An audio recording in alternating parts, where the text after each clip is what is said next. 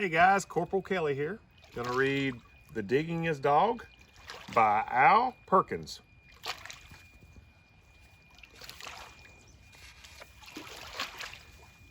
I was the saddest dog you could ever see. Sad because no one wanted me. The pet shop window was my jail. The sign behind me said, "For sale." I was tied to a bare, hard floor of stone. I could not even dig for a bone. I was living all of my life alone, a dog that no one wanted to own.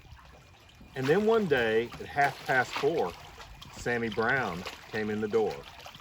Sam took one look at me and cried, "Why are you tied up here inside?" I've always wanted a dog like you, so I'll tell you what I'm going to do. I'll take you out to the farm with me. You'll play outdoors where you should be. I felt as happy as a pup when Sam paid the man and he picked me up.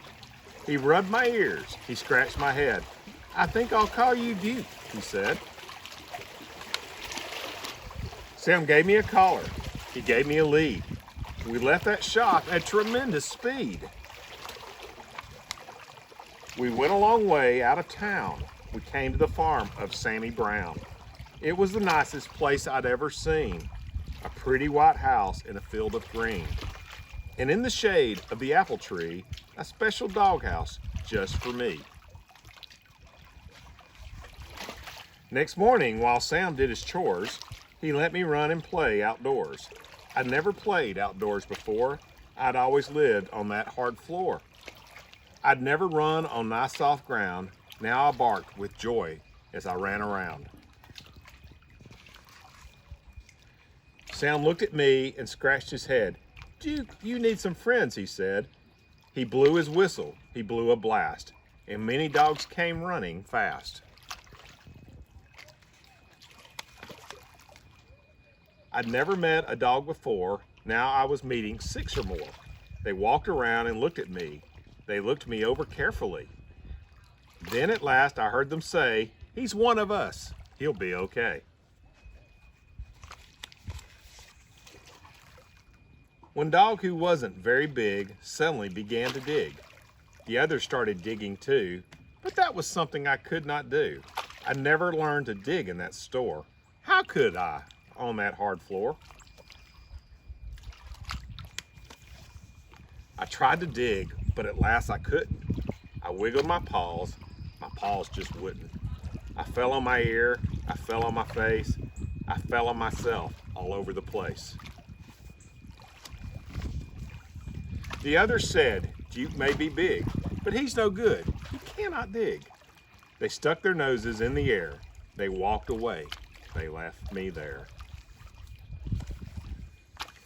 "I'll teach you, Duke," cried Sammy Brown. "I'll teach you how to dig deep down." He crouched beside me with his hand. He dug a hole in a pile of sand. I tried it too, but I still couldn't. I wiggled my paws just wouldn't. I'd never learned to dig in that store. How could I on that hard stone floor? Sammy sighed. I almost cried. My eyes and nose were full of dirt. My paws and claws and elbows hurt. I had a pain across my back. I knew I'd never get the knack. Sam felt sad and I felt bad. If only I could make him glad. We both knew I'd never get it right. Sam and I couldn't sleep that night. So when the sun rose in the sky, I thought I'd give it one more try. I wiggled one paw. I saw it could. I wiggled the other. I saw it would. I could dig with my paws. I could dig with my claws. I felt no pain across my back. I knew at last I had the knack. Sammy Brown looked out at me. He saw me digging happily. "Good for you, Duke," Sammy cried. "I knew you'd do it if you tried." So I dug farther, I dug faster. I dug and dug to please my master. I dug up grass, I dug up weeds. I dug up daisies, I dug up seeds. I dug up the fence, I dug up the gates. I dug up the garden of Mrs. Thwaites. dug up the rooster, I dug up the hens, I dug up the sheep and pigs in their pens. I dug and dug, I couldn't stop. I dug up the barber in his shop.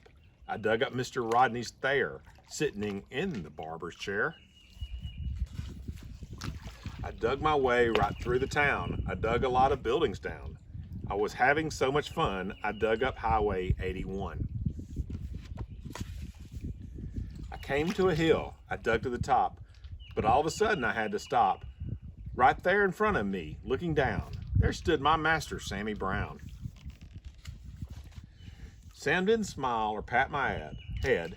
He only glared at me and said, "I'm sending you back to that animal store. They'll tie you to the hard stone floor, and you'll never, never dig anymore." I couldn't run, I couldn't hide. Dogs came at me from every side, and then suddenly I knew there was just one thing for me to do.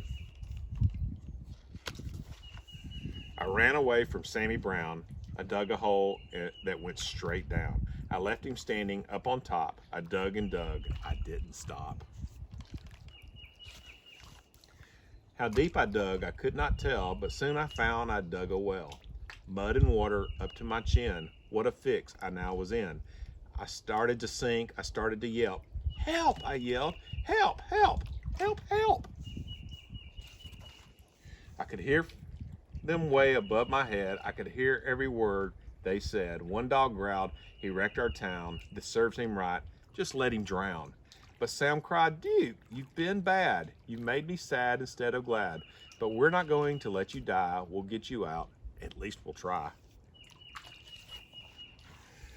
Then at last I heard him shout, "Maybe we can pull you out."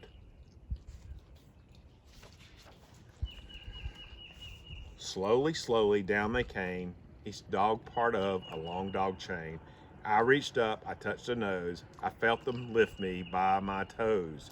Slowly, slowly, bit by bit, they dragged me out of the pit. I thanked the dogs and Sammy Brown, and then I started back toward town. I knew I had to dig once more to fix things up as they were before.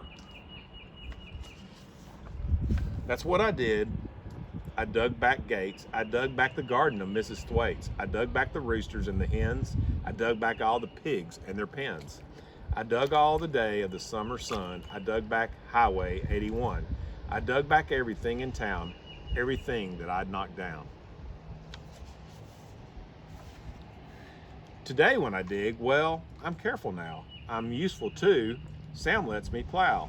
He'll never send me to that store or tie me up on a hard stone floor. My dog friends watch and wonder why they can't dig as well as I. The end. I hope you